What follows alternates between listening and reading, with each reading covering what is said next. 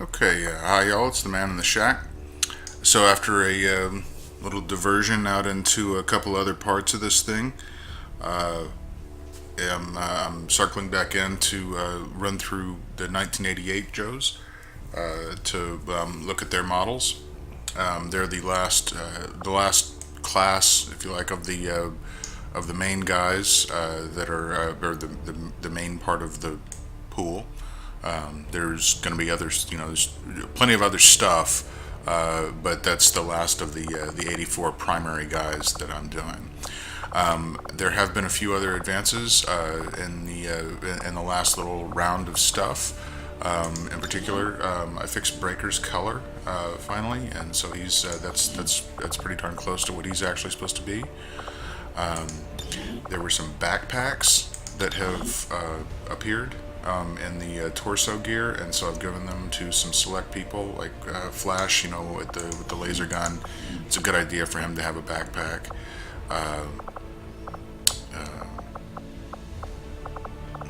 Steeler has one of the backpacks.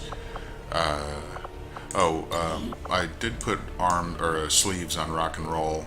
I was looking at it and I just decided that it looked better. As much as I love having this sleeve tattoo that went all the way up his arm, I decided I wanted him to have sleeves in the end because it's just more true to his figure. Yeah. So let's see. Who else? Tripwire. I switched out his helmet for this one.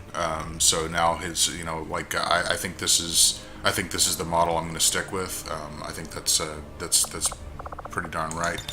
But he's got one. There's three different styles of backpack, and I use them consistently. This one is the demolition pack. Well, it makes sense for him to have that.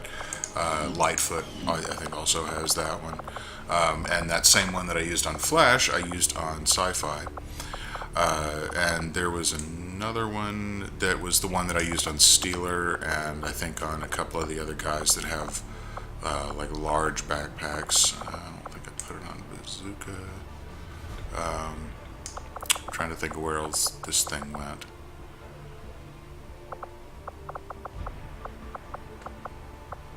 I think I put one on Dial Tone. No, I didn't put it on Dial Tone. Oh, it was Mainframe. I put one on Mainframe. And because it seemed like and I did another, well, if it'll show him, there he is. I put the backpack on him, and I also swapped out his helmet. It dawned on me when I was working on somebody else that this helmet is like exactly the shape of Mainframe's helmet, with this, even with the things sticking out the sides like this. This is way more correct than that other one. Unfortunately, the top of this is gray instead of the whole thing being black. But the notion of it being the right shape and something so unusual was just too good to pass up. So there's our, and I think that I definitely think that looks a lot closer than it did before. It's amazing to me that these things can still improve after this time, but they can. And wetsuit. I think in the other thing I was complaining about is saying this is the exact same helmet. But it works. I toned down his blue too. So this is I'm much happier with this. Just those couple of subtle changes. Swapping out the hat so that this is so that this part is covered up some more. And it's got it's got the kind of the bulkier look, and bringing down his blue so it wasn't so jarringly bright. And then we have a good wetsuit. And I don't think there were any other major changes right at this point. Yeah. So I'm going to go ahead and go through 1988. And that starts with Armadillo, an underused guy, but one that's there. Did the video on actually making him. Here he's got this hat that I just used on Tripwire, but it's a good one. and I'm pretty happy with this model. Blizzard was the other one that I just did in the just did on video a little bit ago, and he's I think this is okay for now. I think there's room for improvement. I'm led to understand that there is a better helmet. Actually, I need to go in and find it and do some comparisons and stuff. But there's Blizzard. Here's Budo. Oh yeah, that was the other thing that happened. Okay, so the ridiculous. There was a thing of ridiculous hats, which is if you're look. Here's Budo, and boy does he look right, and it's all because of this thing. And why would there even be that? It's in with this bunch of this whole bunch of other silly hats and stuff. And there's another guy who had a hat out of that thing, and that was my boy Tollbooth, who now has his regular hat. So Tollbooth is complete. Yeah. But back on what's his name? Budo. So I didn't want to make this guy for a long time because it's, samurai being a it's bad enough that there's ninjas. In my opinion. By the time I got to this stuff, because I was out of the figures by this time, I was in the figures early. I still read the comic book at this point, and Budo in the comic book I actually liked because Larry Hama didn't, he wasn't pressing the samurai thing quite as much as he was here's a soldier, and he just didn't go into the guy's backstory all that much, and which I kind of appreciated because it just seemed so silly.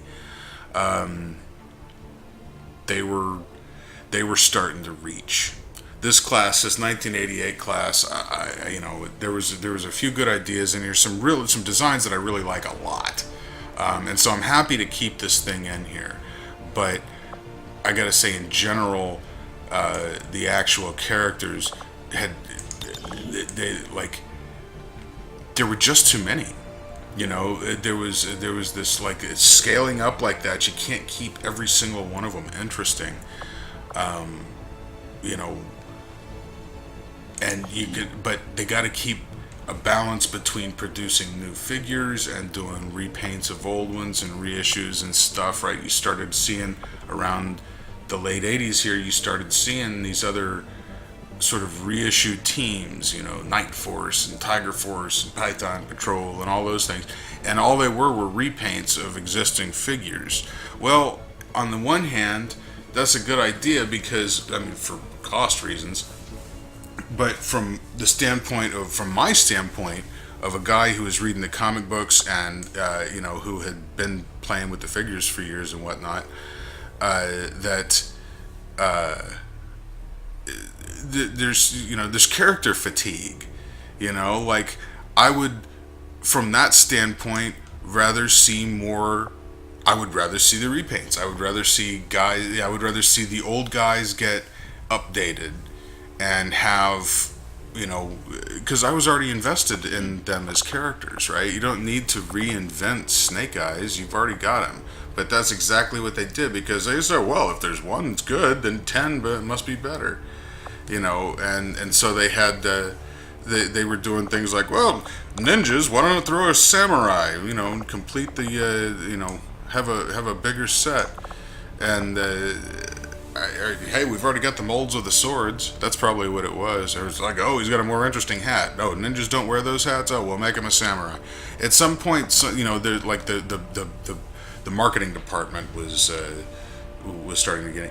And here's the other thing, and the really important thing. I mentioned Larry Hama, but the other guy that was probably more important to what we're doing here was Ron Rudat, who had done all of the designs. And he had he designed pretty much every figure from 82 to 87 about, right? Significantly, I think Battle Force 2000 was not his, I think. That was like the first bit of it that was not his. And this 1988 class was not his. This was other people doing, trying to sort of emulate him and put in their own thing and whatnot. Some of this might have been his leftover, because there's definitely some good designs in 1988, but there is it's hard to say whether it's because of my age at the time that I think of it differently, that that the circumstances were different, and so or if there was an actual change made. But that was an actual change. The guy who was designing them changed. So that was something. Also, there was no cartoon in 1988. Deke would be the next year and would feature these characters and stuff, but there was no, every other time Sunbow was there to say, hey, here's all the, here's the guys from this class and this is what they do. And they didn't have that for 1988. And I didn't like the Deke cartoon when it came out anyway. So, these guys, they're practically strangers to me. But a lot of people who I can't be age prejudiced against the guys who are a couple of years younger than me, so I'm sure not gonna leave these dudes out. And it wasn't until the next couple of classes, 89, 90, that things really got off the rails, and that's why I decided to stop at this point. I can make Budo, I can make these guys, I can even get in and do Battle Force 2000 and stuff. I freaking refuse to make Captain Gridiron. I probably will eventually, but god damn it, man, that was that was where I drew the line, was that guy. Hardball I liked. And maybe I don't know why, but I like, but I was just fine with Hardball. In a sick way, I even kind of liked Big Lob. I just only ever in the cartoon, of course, but I thought he was funny at least. But Gridiron, oh my god, that guy got on my nerves. Anyway, here I am waxing about things that don't even exist, and I'm saying won't. And we have Charbroil, who does, who's the, Blowtorch Jr., basically. There's nothing, he's got a different costume. This guy was actually really hard to get right in terms of, his major feature is the mask. And here's this one with the two big things on it. Like, he has these big insect eye looking mask. That's what Charbroil has. That's pretty cool. And this is one of the old XCOM game masks, I think. I can't remember exactly. But great big eyes. I think this is a pretty good one. The flamethrower troopers are really cool to have in game because they've got because they've got flamethrowers. So I definitely feel like I'm going to use Charbroil, but like all the others, I wish he was more interesting. Like when I was trying to figure out specialties and stuff, he was kind of the last guy I got down to. So Ghostrider here, the man that everybody forgets, that was his character in the thing. So I made him exactly 50. I gave him one of the generic faces.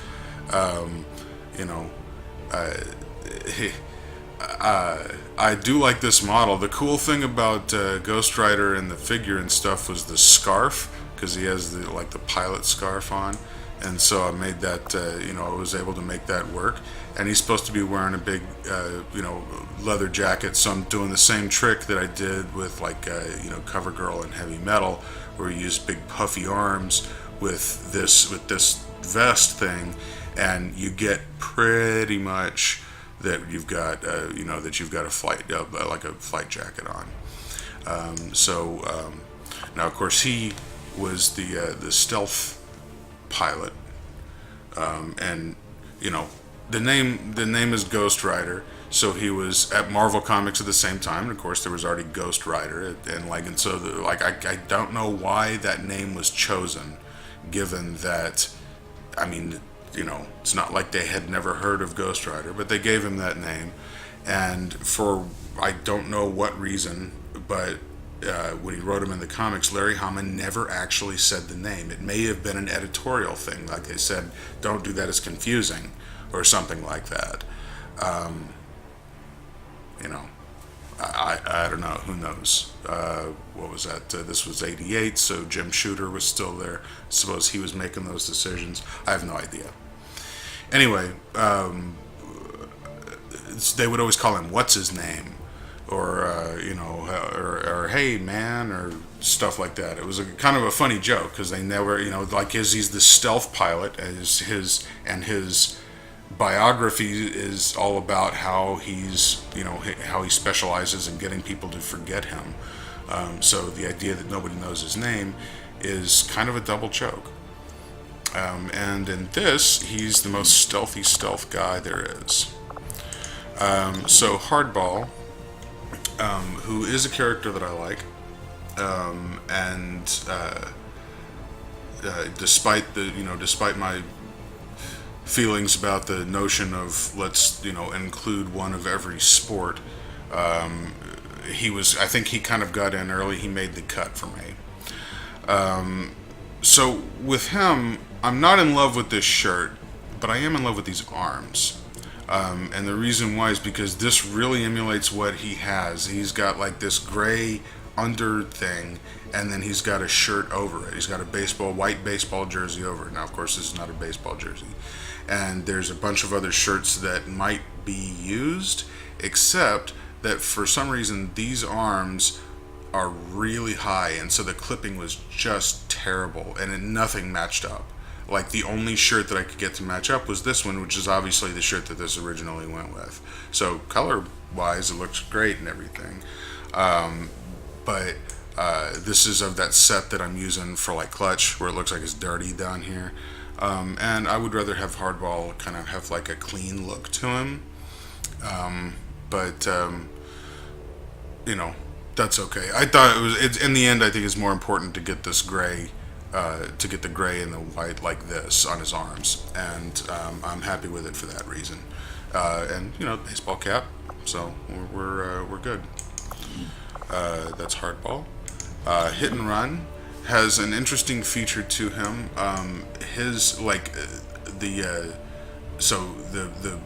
There's a bunch of guys that are camo. He's kind of the last one in that line that are just regular old green camo. And his differentiation, of course, is that he's got his skin painted camouflage. His face is painted camouflage. That was a deal on his figure, of course. And if you look, what's going on is that it's not just his. He's got like a tattoo, like a face tattoo.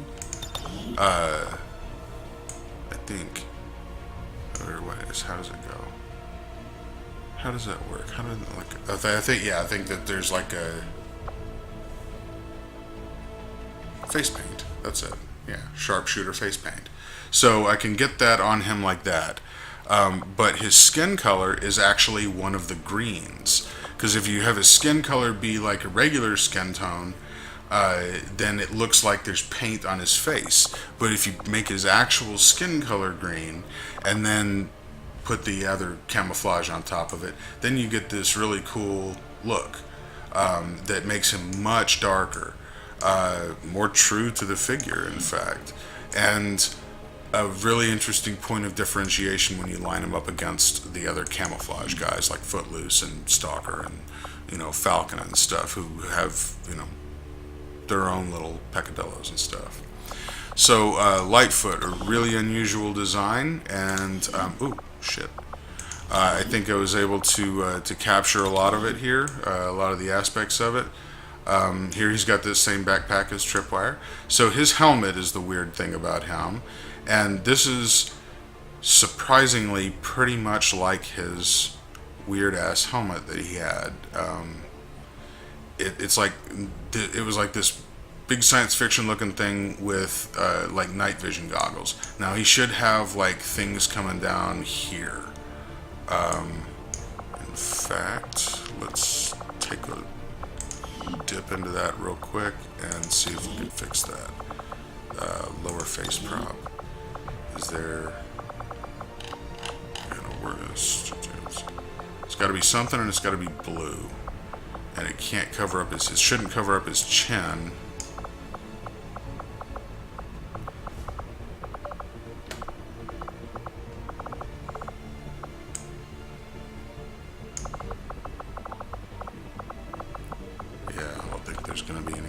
actually. I'm sure I probably already did this look, but I just can't help myself because it just occurred to me that, let's see, these are in blue. Yeah. Nope.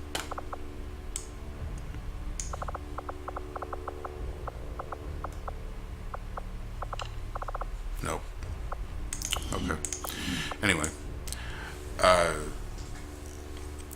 there's not with the way that okay. So the colors though had to be. Well, I have to go with the thing that's going to get me the blue up here, and blue torso is no big deal. Giving him an armored front, you know. And so the rest of him is yellow. He's got kind of the same deal as airtight going, except he's reversed. Because like there were no good arms. So I ended up giving him this set that came with the game that has these shoulder pads. It drove me so much nuts. Now I think he may actually be like the only guy left that is wearing these, so I have no problem with it anymore. And it does give the yellow everywhere, yellow and blue, and yeah, I'm happy with him.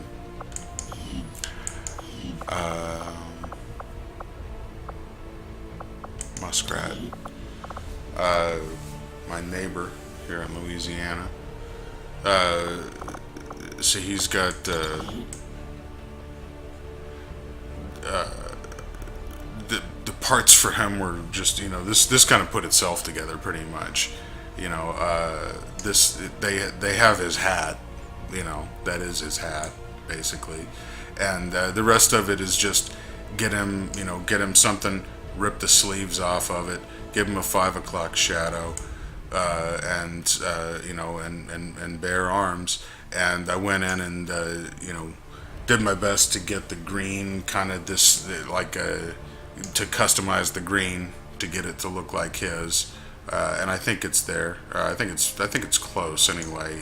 Maybe it you know, maybe it needs to be a little darker. I'd go back and compare it to the source material, but I think it's you know, I think this is pretty close. You know, Recondo Jr. Pretty much what his thing is. Ooh, I'm in a swamp instead of a jungle, but basically the same thing. Muskrat, so Repeater, the other sort of the old soldier, goes in a line with Hawk and Grunt and Footloose. And he's got one of those big weapons packs because he's carrying a lot of bullets and stuff. And he's got the digital camo, and I think in the older version, I think maybe I need to go back in and look for. Well, I can't decide if I should go back in and look for some more camouflages, because this is not precisely like his. He does have a sort of a digital camouflage on the figure. It's not. This is a little more busy than that one, I believe. But I actually kind of like this a lot. So I could go back and find one that's maybe a little bit truer, but a little more sparse. But I'm not in any big hurry.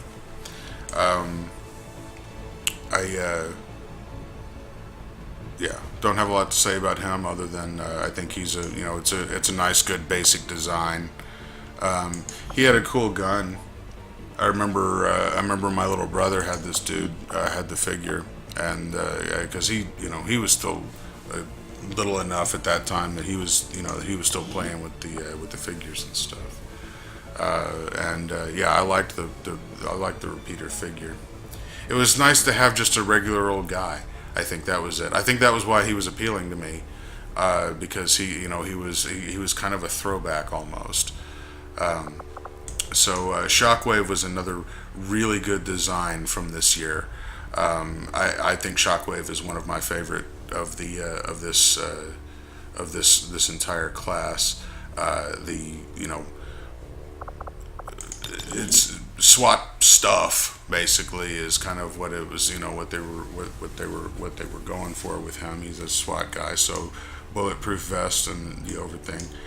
Same balaclava as Beachhead with the patrol cap on top of it this time. That's an interesting look. Of course, it clips there, but it's like you can't, because of the camouflage, you don't really immediately see that, and you can sort of just kind of forgive it anyway. But yeah, that's Shockwave. Ready to kick down a door. Skidmark is a funny character. I love these goggles. They really make this work. His actual clothes and stuff is pretty generic and not, there's not much to it. I think that like he's the only one that wears goggles of this type, and it makes him look funny, and it makes him look kind of like, and this attention attitude or whatever. Like I think it's hilarious. Let's see, what is his? Yeah, held up as your mother. He's a goody two shoes, right? That's the rule follower, and I think that's hilarious. And to give him this this set that that does that to his eyes, I don't know. I mean, it's funny how you can get, like, how much character can be in these faces from things like that. This guy's, it was more an idea for a character than he actually got used. There wasn't a ton of scenes with the guy with him being like that. There were a couple. I read through that part of the old series not all that long ago, and I remember getting to that part and finding the guy pretty funny actually. But beyond the few scenes, it's all kind of your imagination, right? And so the more things I can do to to make something like that, because there's no other guy in Joe or Cobra who has those goggles, and I love that in this huge thing that everybody's kind of got their own thing. Even a guy just doesn't mean anything. So Spearhead, as much as I wish there were dogs, I'm glad there's not a damn bobcat. For a cool design and a good sort of idea. It's like having a guy who's the point dude is that's, hey, it's a specialty. I think they were just kind of trying to think of jobs that they hadn't used yet or whatever. And I don't think that point man is actually a military job. Maybe it is. I mean, it's definitely a job. It's something that gets done. But whether that is someone's designation on some official piece of paper, or if it's just, Spearhead, hey, you're on point, or whatever. But the orange and tan camouflage is interesting. Other than that, he's just a regular old dude, though. There's no distinguishing features. He was a gimmick because he had a damn cat. Because they wanted to include more people with pets. I think this was right around the same time they gave Dusty a coyote. And I just thought that was dumb as shit, personally. I do like Spearhead's design, though. Wildcard, I like this guy a lot. This guy was like, he's in the comic, he was like, everything he touched he broke. And and he drives this giant, the mean dog or whatever, with just this big thing bristling with guns. They had lost all sense of reality at this point in terms of what vehicles would do, and you know, I think this, I don't know, this thing would probably, like, the recoil on this thing on his vehicle, he would probably only be able to drive it backwards. Anyway, a great big guy in, you know, in a gung-ho style open vest and no shirt, and you know, he was just the bull in the china shop. I wish he had gotten used more. This design is pretty easy though. I had on him that same puffy helmet that I would just used on Armadillo, and earlier I'd put on Tripwire, and I went back and swapped it out for this to keep him. I didn't want to have two guys in the same. He's so similar to Armadillo, and I didn't want to. I needed to have, you know, some more, you know, kind of different. Like, here's him, tall guy, 50. You know, I think they're even the same size. Yeah, both 54. But that's you know, I needed to keep the helmets different at least. You know, so the shape of Wildcard's head is fundamentally different. He feels leaner because of that. Because the helmet is leaner. I don't know. Maybe I'm just seeing that, but I think that's I think that's true, and I think that's definitely what I was after. And the last guy in this group is Windmill. Here's that helmet again. This time I was able to devote all the color to it and get this one black. So if you're familiar with Windmill's figure, he is one of the worst designs in the whole thing, color-wise. He is again using the neon green. He had it all over. He had like this jacket. He had this weirdly shaped helmet, orange pants, and bright green thing, or red pants maybe, I can't remember. But it was all, it was just gaudy as hell. As I've complained about Sci-Fi, I've complained about Psych Out. Windmill was topped both of them for why. You know, there's no reason to have a guy that looks that bright. It was just so phoned in. It was terrible. In the comic, I don't think they even bothered to try to make that kind of an art style, and whenever they showed him in a jacket. He was just wearing like black. I've drawn the line between those things and retained the stupid color scheme, but I've given him the jacket from the comics. So if he wasn't holding a bright green gun, you might almost look at this guy and say, hey, there's a guy who's in a, you know, he's a pilot. Look at that jacket. He's got to be a pilot. And that's actually, you know, pretty accurate to his appearance in the comics. But then you think, oh, look at that orange and bright green. Oh, well, that's got to be that asshole Windmill.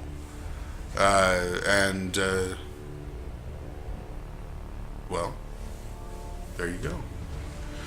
It is. So I'm happy with it anyway. I'm trying to take the curse off of the terrible design, and I think that you know, I don't know. He's passable. He needs to be in there. He's like completeness, you know. So that's it for 1988. I've actually done a bunch of others. I did do all the Cobras. I'll do those in a different video, and all the Dreadnoks.